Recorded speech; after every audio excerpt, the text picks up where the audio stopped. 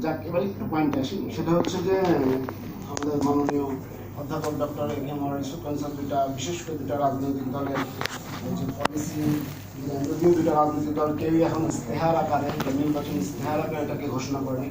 গত 30শে জানুয়ারি একটি তরুণ নির্ভর রাজনৈতিক দল এনসিপি তাদের একটা রাজনৈতিক ইস্তেহার ঘোষণা করেছেন, যদিও সেটা অনেকটা তারা এককভাবে সরকার গঠন করতে পারবে কিনা এই নিশ্চয়তা যেহেতু না, কারণ তাদের রাজনৈতিক ইস্তেহারটা তাদের রাজনীতির মধ্যে অতটা সারা করেনি।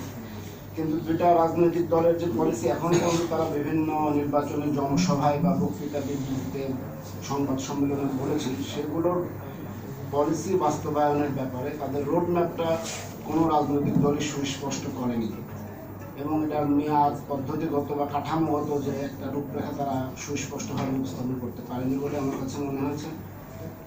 পাশাপাশি এই যে সুশাসন কেন্দ্রিক বা দুর্নীতি নিরূপণ করা বা দুর্নীতি রোধ করার ক্ষেত্রে যে প্রাতিষ্ঠানিক একটা জবাবদিহি কাঠামো, এই কাঠামোরও কোনো সুস্পষ্ট চিত্র আমাদের সামনে উপস্থাপন করা হয়নি বলে মনে হয়েছে। আর এর সাথে সুশাসনের সাথে একটু রিলেটেড কিন্তু খুব মোটা দাগে খুব সুস্পষ্ট, সেটা হচ্ছে নারীর প্রতি সহিংসতা।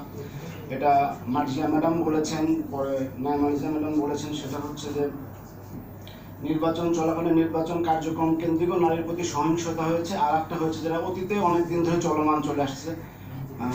মার্জিয়া ম্যাডাম গত 18 মাসের একটি যে বেসিক একটা সহিংসতা, মানবাধিকারের লঙ্ঘন জনিত যে সহিংসতা, সেটার কোনো বিচার এই স্বল্প সময়ের ব্যবধানে আমাদের সমাজের বিদ্যমান কাঠামোতে আমরা হতে দেখিনি।